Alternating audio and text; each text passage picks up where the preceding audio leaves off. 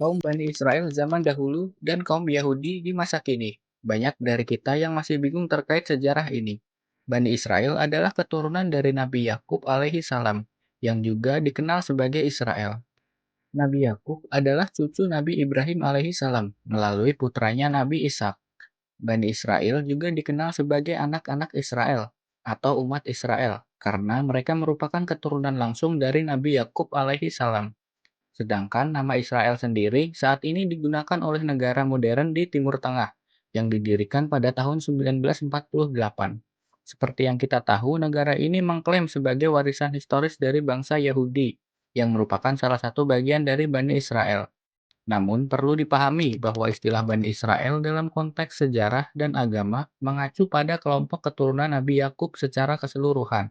Sementara negara Israel modern yang ada pada saat ini adalah entitas politik, dan tentu di dalam negara Israel sendiri bukan seluruhnya kaum Yahudi.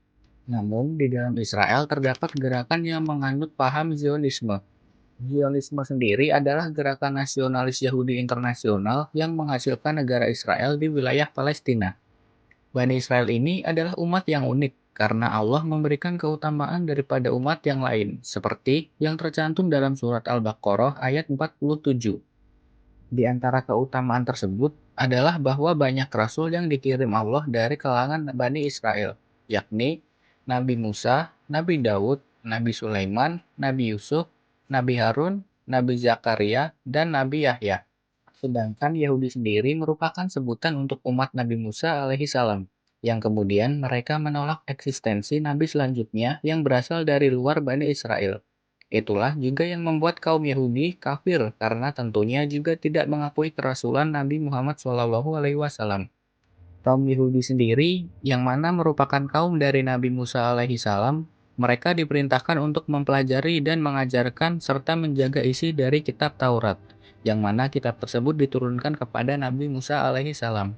Hal ini mendorong mereka untuk memiliki tradisi pembelajaran yang kuat, sehingga banyak keturunannya yang menjadi orang hebat seperti yang ada di masa kini. Tradisi ini menjadikan mereka fokus pada pembelajaran dan pelestarian ilmu. Selain itu, Bani Israel menyaksikan banyak mukjizat secara langsung, seperti terbelahnya Laut Merah, turunnya manna dan salwa, dan juga air yang memancar dari batu ketika mereka membutuhkannya. Mukjizat-mukjizat ini menguatkan pemahaman mereka tentang kebesaran Allah, meskipun sebagian dari mereka tetap membangkang.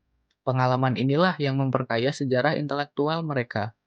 Meskipun memiliki banyak kelebihan dalam menerima wahyu dan hikmah, Bani Israel juga dikritik keras dalam Al-Quran karena beberapa alasan. Yang pertama adalah mengubah isi Taurat untuk kepentingan duniawi. Yang kedua, menolak sebagian nabi dan bahkan membunuh mereka. Dan yang ketiga adalah kesombongan mereka karena menganggap diri mereka lebih tinggi daripada bangsa lain. Allah tidak mengazab kaum Yahudi secara menyeluruh tanpa alasan yang jelas. Dalam Al-Quran disebutkan bahwa azab diberikan kepada kaum yang secara kolektif melakukan kezaliman dan keingkaran. Bangsa Yahudi sebagai kelompok tidak seluruhnya bersalah. Dalam sejarahnya selalu ada sebagian dari mereka yang beriman, taat, dan melakukan kebaikan. Karena itu mereka tidak dihancurkan sepenuhnya seperti kaum-kaum terdahulu. Selain itu juga, untuk memberi pelajaran kepada umat Islam agar tidak mengulangi kesalahan mereka.